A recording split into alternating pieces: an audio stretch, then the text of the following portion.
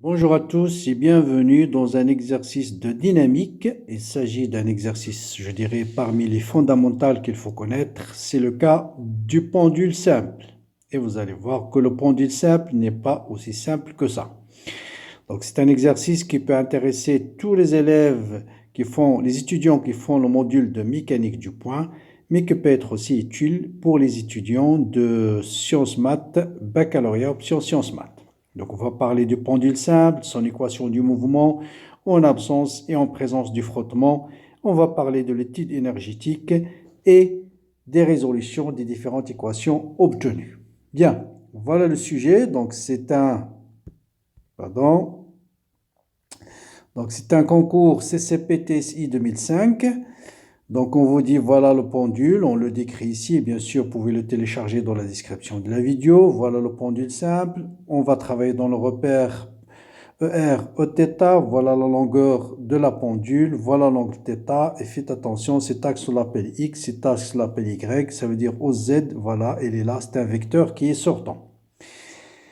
L'étude dynamique, équation différentielle du mouvement, faire le bilan des forces qui s'exercent sur A, déterminer l'équation précédente en appliquant le théorème des moments cinétiques, déterminer l'équation différentielle et déterminer de l'équation précédente là où les positions d'équilibre du système, étudier en justifiant leur stabilité. Position d'équilibre stable et position d'équilibre instable. Ensuite, on va travailler dans le cas des domaines des petites oscillations. Et ce qu'on vous demandera, c'est de déduire l'équation différentielle. Vous allez voir, c'est l'équation d'un oscillateur harmonique. Compte tenu des conditions initiales, déterminer l'expression θ de t, déterminer la vitesse maximale et tracer θ en fonction du temps. Deuxième étape, on va introduire une force de frottement et refaire la même étude, déterminer θ de t et tracer l'allure de θ de t en fonction du temps. Et troisième étape, on va faire une étude énergétique, déterminer on a un point quelconque l'expression de l'énergie cinétique. Ensuite, bien sûr, ce sera l'énergie potentielle. Ensuite, sachant que dans cette question, les frottements sont négligés, retrouver par des considérations énergétiques l'équation différentielle. Dans le cas où le mouvement est des cas de faible amplitude, déterminer l'énergie potentielle et l'énergie cinétique en fonction du temps. Déterminer la période de l'énergie, bien sûr, détermine la période de ces fonctions en fonction de T0 et justifier le résultat. Et enfin, amortissement par un fluide, toujours on va introduire une force de frottement moins H fois V, compte tenu de l'expression de l'énergie cinétique et de l'énergie potentielle de pesanteur déterminée précédemment, retrouvée par des considérations énergétiques, l'équation différentielle déjà établie dans la partie de 5. Donc vous voyez, c'est un sujet complet avec ou sans frottement, étude en utilisant soit le principe fondamental de la dynamique, soit l'étude énergétique, soit les théorèmes des moments cinétiques. Donc voilà, pour bien profiter de ce sujet, vous le téléchargez, vous le travaillez correctement avant de regarder la solution. Bien. Donc voilà notre pendule.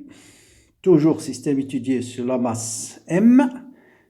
Point A de masse M, quelles sont les forces appliquées? Vous avez bien sûr la tension et vous avez le poids.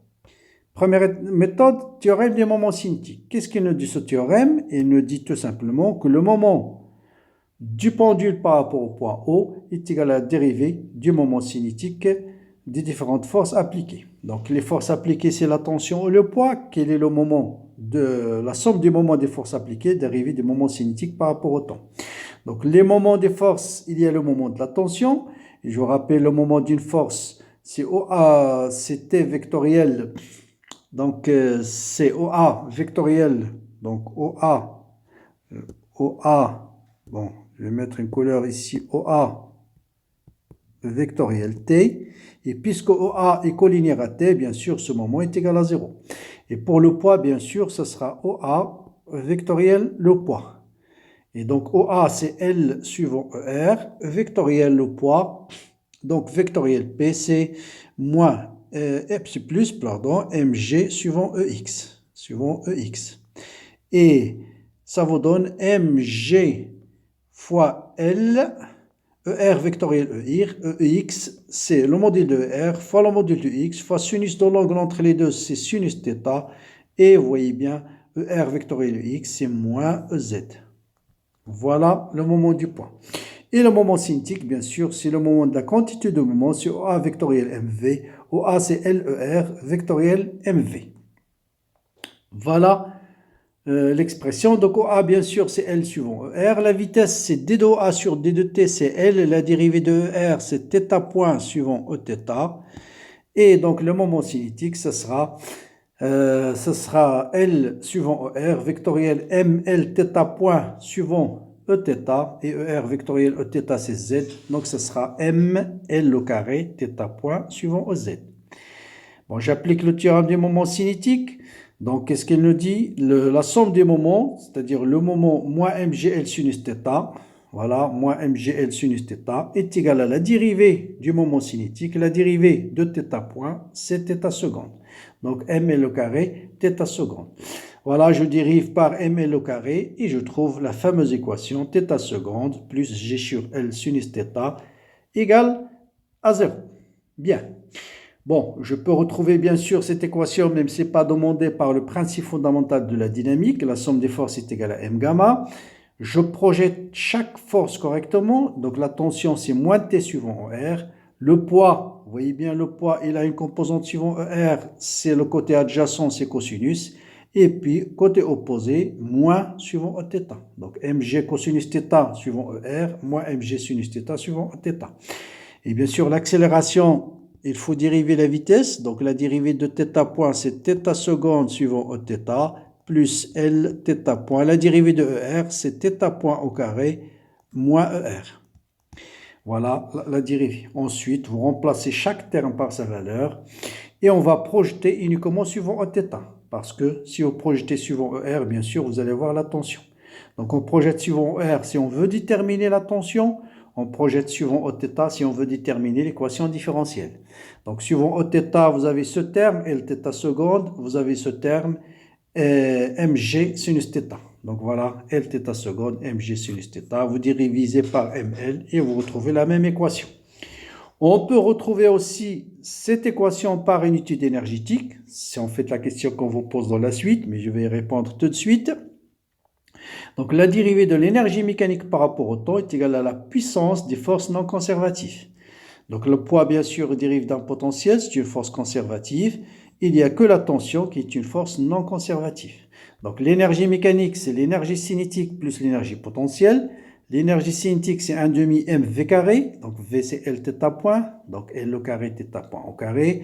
L'énergie potentielle, c'est mgh, h c'est L moins cette quantité qui est L cosinus θ.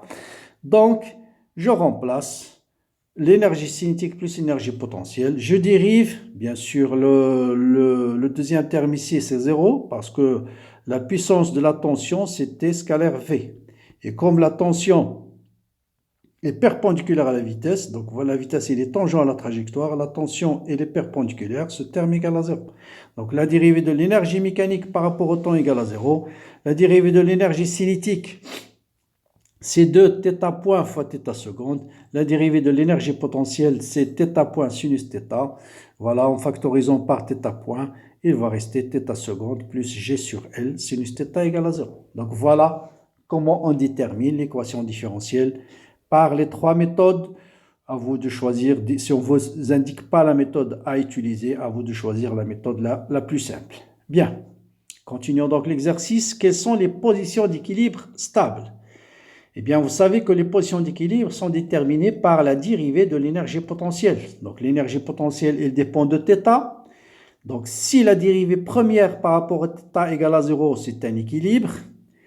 Pour qu'elle soit stable, il faut que la dérivée seconde soit positive. Voilà les conditions d'équilibre. Donc, position d'équilibre va être définie par différentiel de EP ou bien dérivée de EP par rapport à θ égale à 0.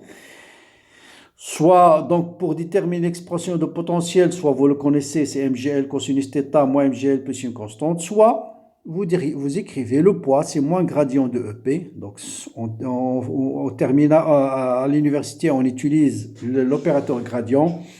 Donc, moins d de EP sur d de x suivant i. Donc, l'énergie potentielle dépend bien sûr de x. Donc, c'est égal à mg. Donc, et donc, l'énergie potentielle, c'est moins mgx plus une constante. X, c'est L cosinus θ. Et donc, la dérivée de l'énergie potentielle, on peut utiliser ceci en posant directement mgl.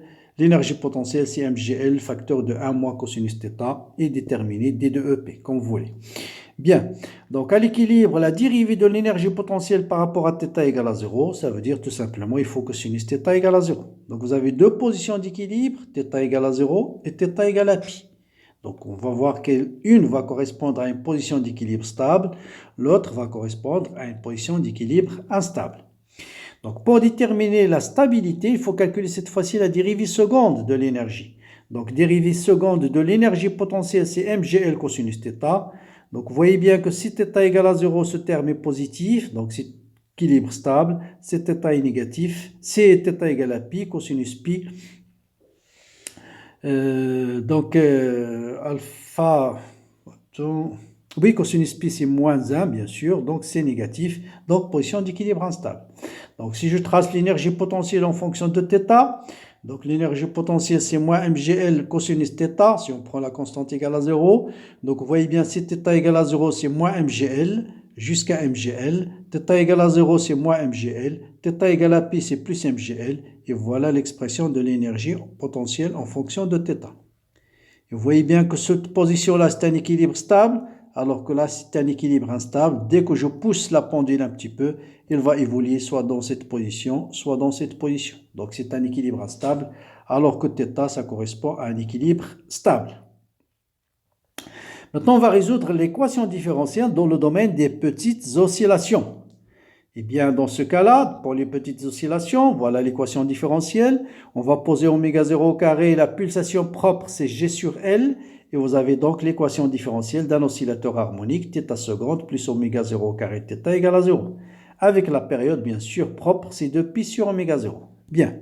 Maintenant, comment déterminer la résolution de cette équation? Donc, vous avez deux méthodes. Soit vous posez θ de t est égal à A cosinus oméga 0 t plus phi, et vous allez déterminer A et phi. Soit, et c'est la méthode qu'il faut utiliser, c'est la plus simple, c'est de poser c'est A cosinus oméga 0 fois t plus B sinus oméga 0 fois t. On va déterminer A et B par quoi? Par les conditions initiales. Bien, qu'est-ce que c'est que les conditions initiales? θ à l'instant 0, c'est égal à θ 0. Et vous remplacez t par 0 ici, il va vous rester directement sinus de 0, c'est 0, il va vous rester A. Donc vous voyez, je détermine tout de suite A. Et pour déterminer B, bien sûr, il faut utiliser la vitesse à l'instant 0 est égale à 0. Et la vitesse, c'est égal à quoi? La vitesse, c'est L fois θ point. D'accord? Suivant au θ.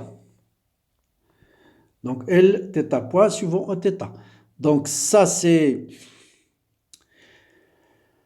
Donc on dérive θ point, donc on dérive θ point, donc L θ point, ce sera L moins LA oméga 0 sinus oméga 0 fois t, plus LB oméga 0 cosinus oméga 0 fois t. Donc à t égale à 0, ce terme disparaît, il va vous rester BL fois oméga 0. Donc BL oméga 0 est égal à 0, voilà, et donc je trouve B égale à 0. D'accord? Donc BL oméga 0 égale à 0. Donc je trouve B égale à 0. Donc vous voyez que θ égale à θ 0 cosinus oméga 0 t. Donc c'est la méthode la plus simple. Bon, question suivante. Quelle est la valeur de la vitesse maximale? Bon, vous savez que la vitesse c'est L θ point suivant au θ. Je remplace θ point par sa valeur. Donc c'est moins θ 0 L oméga 0 sinus oméga 0 t. La valeur est maximale, c'est la valeur sinus maximum de sinus oméga 0 t, c'est 1. Donc la valeur maximale de Vmax en valeur absolue, c'est θ 0, L oméga 0. Donc c'est L θ 0, racine carrée de G sur L, ou bien Vmax, c'est θ 0, racine carrée de G fois L. Donc voilà la valeur maximale. Quelle est la courbe de θ en fonction du temps? Bon, θ c'est θ 0 cosinus oméga 0 t. Bien sûr, à t égale à 0, vous voyez bien que c'est θ 0. Et à t sur 2, t sur 4, voilà, c'est une fonction sinusoïdale classique. Bon, l'amortissement maintenant. On va introduire une force d'amortissement moins h fois v. Toujours, principe fondamental de la dynamique, la somme des forces est égale à m gamma. Et toujours la projection suivant θ. Comme ça, vous allez la projection de t égale à 0. Il va vous rester la projection du poids et puis la projection de la force de frottement, la vitesse, je vous rappelle, c'est L θ point suivant au θ. Donc, il va vous rester moins H L θ point est égal à la projection de l'accélération, c'est mL θ seconde, nous l'avons déjà montré tout à l'heure, et on trouve l'équation différentielle. Donc, cette fois-ci, vous avez un terme supplémentaire qui est celui-là. G sur H sur M, plutôt c'est celui-là. Donc, le terme supplémentaire, le terme supplémentaire, c'est celui-là. Donc, H sur M, θ point. Maintenant, on va voir comment on va résoudre cette équation. Donc, cette équation-là, c'est plus un oscillateur harmonique, mais vous avez un oscillateur harmonique avec un terme d'amortissement. Donc, comment résoudre cette équation-là? On va déterminer d'abord l'équation caractéristique, c'est R seconde plus H sur M fois R plus oméga 0 au carré égale à 0. Donc, vous avez trois régimes, suivant que delta est positif, delta est négatif, ou delta égale à 0. Mais on vous dit, on veut la solution de cette équation dans le cas des régimes pseudo-périodiques. Pseudo-périodique. Ça veut dire, dans le cas de régime pseudo-périodique, vous avez delta et comment? Delta doit être négatif. Et qu'est-ce que c'est que delta ici? C'est le discriminant de l'équation caractéristique, c'est-à-dire H sur M au carré moins 4 oméga 0 au carré. Ceci, delta est négatif. Donc, les solutions de cette équation différentielle sont R12, que j'appelle R12, c'est moins B sur A, moins H sur 2M, plus ou moins G racine carrée de moins delta. Donc, c'est-à-dire racine carrée de, racine carrée de G sur L, oméga 0 au carré, plus, pourquoi 4, plus R carré. Voilà, pardon, oui, c'est ça. Oui, en divisant par 2, ce sera delta moins delta sur 2, ce sera oméga 0 au carré qui est G sur L moins H sur 2M au carré, H sur 2M au carré. Donc là, j'ai divisé par 2. Donc voilà les deux solutions de l'équation caractéristique. Bon, on a dit régime pseudo-périodique, donc H sur M est inférieur à 4 G sur L. Voilà la condition pour avoir un régime pseudo-périodique. Voilà l'équation caractéristique, voilà la solution. Et donc la solution, ça sera θ de t, ça sera exponentielle moins alpha t, exponentielle alpha de t, avec alpha c'est moins H sur 2M fois t, multiplié par cosinus oméga t plus phi, ou bien facteur de A cosinus oméga t plus B sinus oméga t. Avec oméga, c'est quoi? Avec oméga, bien sûr, c'est ce terme-là. C'est racine carrée de G sur L moins H sur 2M au carré. Donc ça, c'est l'équation différentielle, la résolution de l'équation. Donc vous avez trois cas. Bien sûr, si delta est positif, ça sera un régime oscillatoire. Delta est égal à 0, régime critique. Delta négatif, régime pseudo-périodique. Bien. Donc voilà, oméga, vous voyez bien qu'oméga est plus petit qu'oméga 0. Et pour déterminer les constantes A et B, même chose, condition initiale, t égale à 0, θ égale à θ0, donc θ0 égale à A, et V égale à 0, cette fois-ci, il y a un terme supplémentaire, hein, B ne sera pas égal à 0, c'est pas comme dans le cas de l'oscillateur harmonique. Je calcule θ point, je remplace t par 0, ce terme égale à 0, il va vous rester B oméga moins H sur 2M θ0, égale à 0, donc B est égal à ce terme. Donc voilà la valeur de P. Donc un petit calcul, bien sûr. Donc θ de t va être de cette équation-là. Donc quelle est la courbe? Cette fois-ci, ce n'est pas un régime oscillatoire, mais vous voyez bien c'est un régime oscillatoire harmonique qui est modulé par l'exponentielle moins h sur 2m et moins exponentiellement h sur 2m. Ensuite, vous allez voir un terme oscillatoire, en gros. On va avoir la solution de cette équation. Bon, quelle est la période de l'énergie? Bien, vous savez que l'énergie potentielle, c'est mg et le facteur de 1 moins cosinus θ. L'énergie cinétique, c'est 1 demi m et le carré, θ point au carré. Avec θ, là, on revient au pas de frottement. Hein. On revient au cas où il n'y a pas de frottement. Hein. Donc, θ égale à θ0, cosinus oméga t.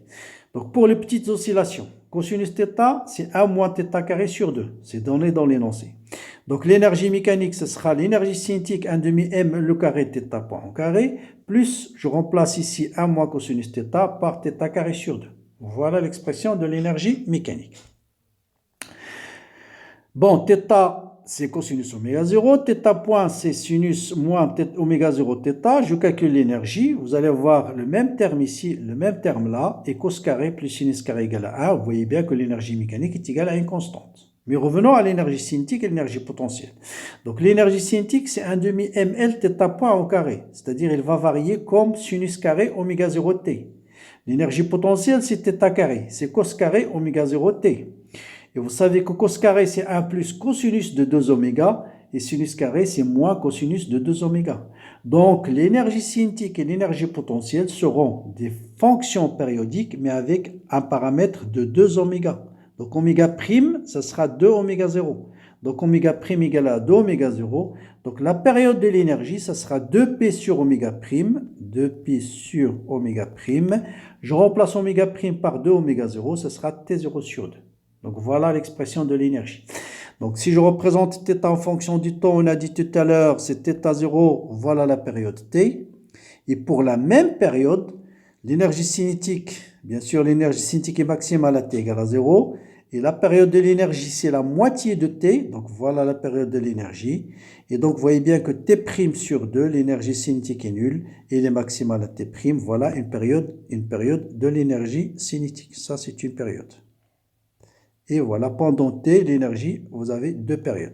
Et bien sûr, l'énergie potentielle, c'est l'inverse. Il est maximal à 0, nul à 0, maximal pour t' sur 2, et ainsi de suite. Donc voilà l'expression de l'énergie cinétique. Et ça, c'est l'énergie potentielle.